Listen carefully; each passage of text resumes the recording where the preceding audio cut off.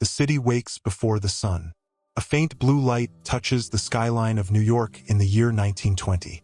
The air is cool, heavy with coal smoke and river mist. From the harbor, the Statue of Liberty stands silent, watching ships glide slowly through dark water.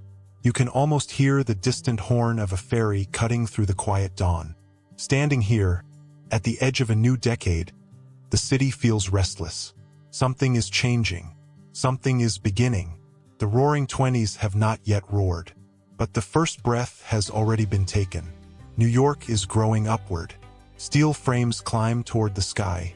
Construction workers balance on narrow beams, high above the streets, their silhouettes dark against the pale morning light. Below them, horses still pull carts, but automobiles are becoming more common.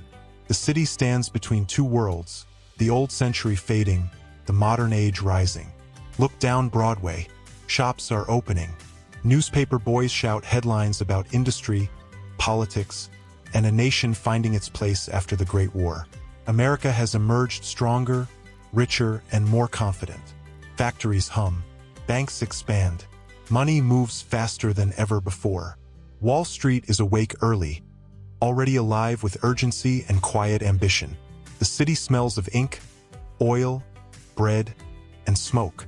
Immigrants step onto crowded sidewalks, speaking Italian, Yiddish, Irish, German, and dozens of other languages. They come with suitcases, dreams, and uncertainty. Many live in narrow tenements on the Lower East Side, where sunlight struggles to reach the streets below. Inside small apartments, entire families share a few rooms. Mothers prepare simple breakfasts. Fathers button worn coats, preparing for long hours in factories, docks, and workshops. Life here is hard, but it is alive with hope. Walk north, toward Midtown. Electric streetlights flicker off as daylight spreads. Trolley cars rattle along metal tracks. Elevated trains thunder overhead, casting long shadows across busy avenues. Office workers in dark suits move with purpose. Women in long coats and modest hats walk beside them. Some carry books. Some carry typewriters. The role of women is quietly shifting. Just months ago, in 1920, the 19th Amendment gave women the right to vote. For the first time, millions of women across America step into political life. In New York, this change feels powerful but calm, like a river altering its course. A new voice has entered the conversation of the nation. Further uptown, Harlem begins to stir. Here, another transformation is unfolding. African-American families arrive from the South, escaping segregation and searching for opportunity. Small apartments fill with music, poetry, and conversation. Churches become centers of community and strength. Musicians carry instruments through narrow streets. Writers gather in quiet rooms, shaping new cultural voices that will soon echo across the country. The Harlem Renaissance is not yet famous, but its heartbeat has begun. Now step into Lower Manhattan again, into the financial district. Tall buildings rise like stone cliffs. Inside, clerks move papers, calculate numbers, and track the flow of wealth. The stock market is not yet the symbol of danger it will later become. In 1920, it represents possibility. Investors believe prosperity will continue forever. Factories produce more. Consumers buy more. Credit expands. The American economy feels unstoppable. Yet beneath this confidence lies tension. In back rooms and hidden basements, a different kind of business is beginning. Prohibition has just started. Alcohol is now illegal across the United States. Saloons close their doors. Barrels are destroyed. Officially, the nation has chosen discipline and morality. But New York is a city of contradictions. Demand does not disappear. It goes underground. Behind unmarked doors, quiet whispers spread, speakeasies. Secret bars begin to appear in basements, warehouses, and hidden apartments. Jazz music plays softly at first, then louder. Glasses clink in dim light. Bartenders pour illegal whiskey. Police raids happen, but not often enough to stop the flow. Organized crime sees opportunity. Networks form. Power shifts silently through shadows. The city has two faces, one lawful, one hidden. Return to the streets at midday. Traffic grows thicker. Automobiles honk. Street vendors sell roasted chestnuts and hot pretzels. Office windows reflect sunlight like mirrors. Children run along sidewalks, weaving through crowds. Newsstands display headlines about labor strikes, political debates, and international uncertainty. The world outside America is unstable, but New York feels insulated, confident in its momentum. Factories along the East River produce garments, machinery, and household goods. Inside, workers stand shoulder to shoulder, repeating precise movements hour after hour. The noise is constant. Metal striking metal, machines turning, voices calling across the floor. Wages are modest but steady. Labor unions push for better conditions. Owners resist. The struggle between worker and industry shapes daily life. Walk into a small apartment in Brooklyn. A family gathers around a wooden table. The father removes his cap, tired but proud. The mother serves soup and bread. A radio sits in the corner, new, fascinating technology connecting homes to distant voices and music. The children listen closely, hearing sounds from places they have never seen. The world feels closer than ever before. Technology is quietly shrinking distance. By late afternoon, shadows stretch across Central Park. Horse-drawn carriages pass along tree-lined paths. Couples walk slowly, speaking softly. Street musicians play violins near park entrances. Beyond the trees, skyscrapers rise higher each year, symbols of ambition and modern identity. New York is becoming the capital of energy, finance, and culture. People from across the country look here for inspiration, opportunity, and change. But with growth comes uncertainty. Social divisions remain visible. Wealth and poverty stand only blocks apart. Luxury hotels glow with electric light while crowded tenements struggle with heat and sanitation. The promise of prosperity is real, yet uneven. Not everyone rises with the skyline. Evening begins. Streetlights glow again. The city changes character. Offices empty.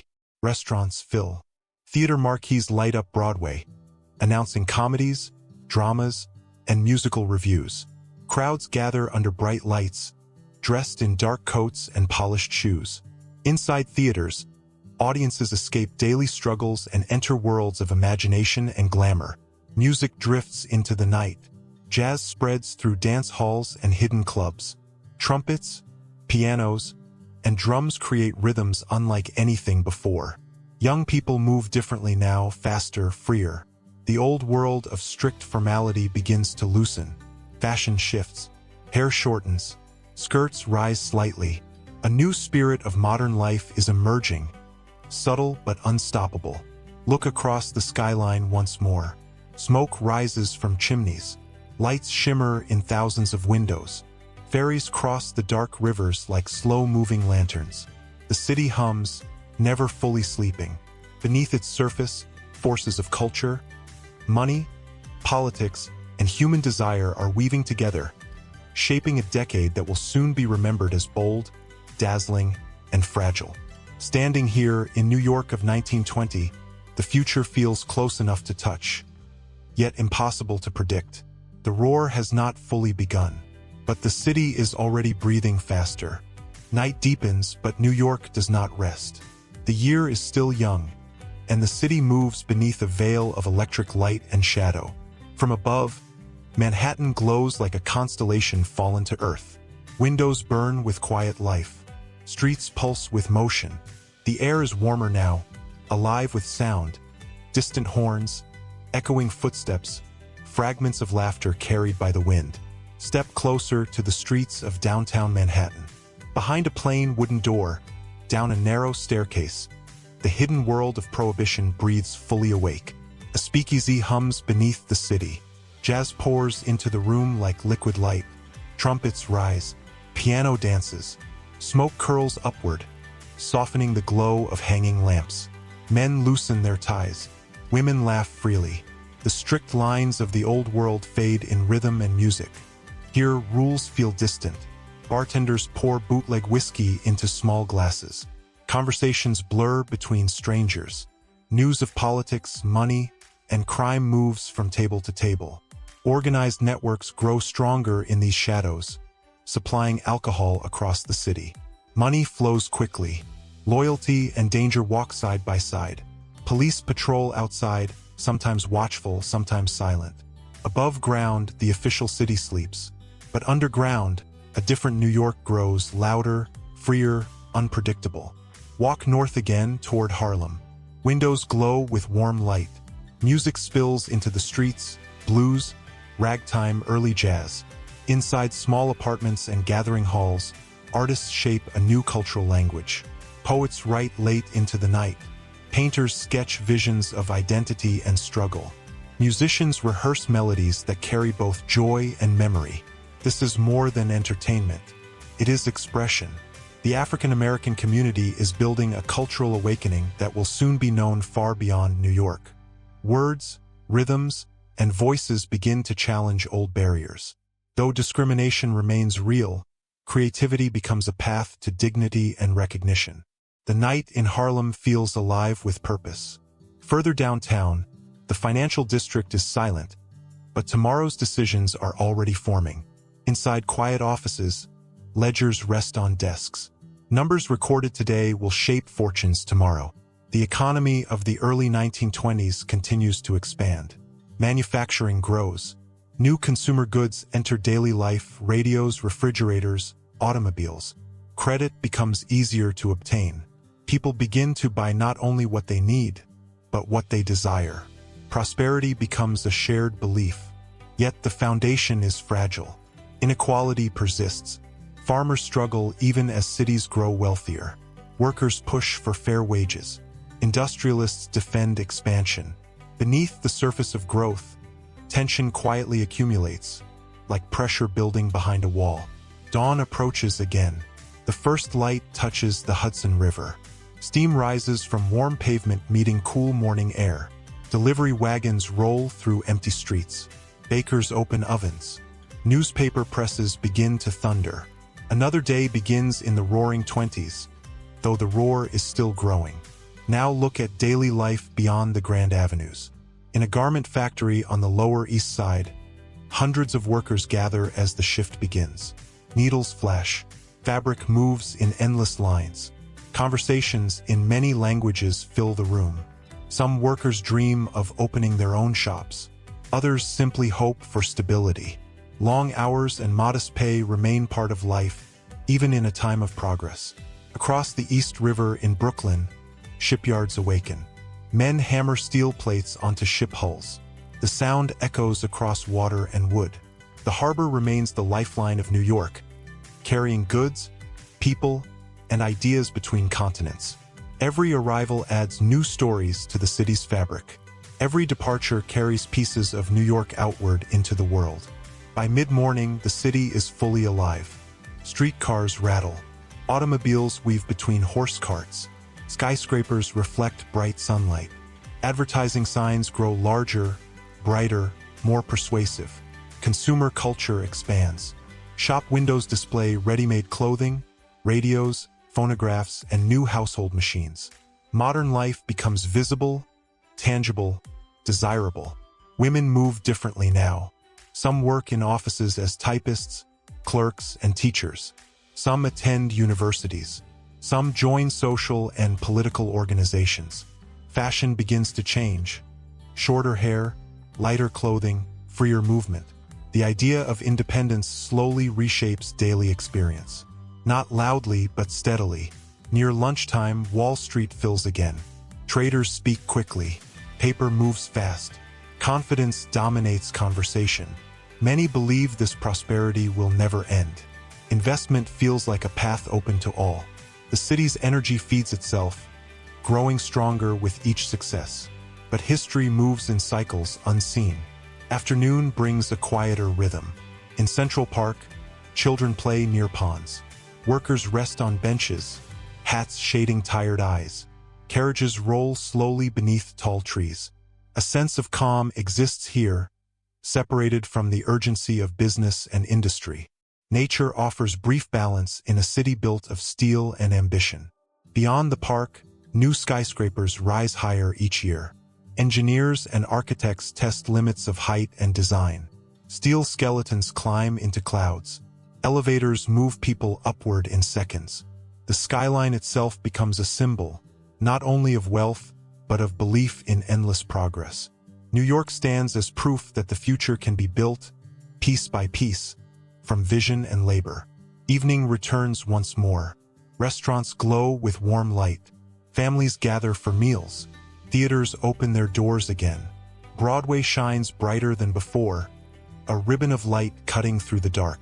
Audiences laugh, applaud, and forget the weight of ordinary life. Cinema grows in popularity, projecting moving images onto silver screens, shaping imagination and culture. Music returns to the night air. Jazz grows louder, more confident. Dance floors fill. Young people experiment with new styles, new freedoms. The old world continues to fade, replaced by motion, rhythm, and modern identity. The Roaring Twenties are finding their voice. But beneath the brightness, questions remain. Can prosperity continue without end? Can freedom expand without conflict? Can a city grow forever without consequence? No one yet knows the answers. Look once more across the skyline of New York in 1920. Ships move through dark rivers. Bridges glow like lines of fire. Thousands of windows shine against the night. Inside each window, a life unfolds. Hopes, struggles, dreams, and quiet determination. The city is not only buildings and streets. It is millions of human stories moving together through time. The Roaring Twenties have begun softly, almost quietly. Soon, they will rise in volume, with triumph, creativity, excess, and eventual reckoning. But here, in this moment, New York stands balanced between past and future, breathing steadily, unaware of how deeply this decade will shape the world to come. The city does not sleep. It listens. It grows. It becomes.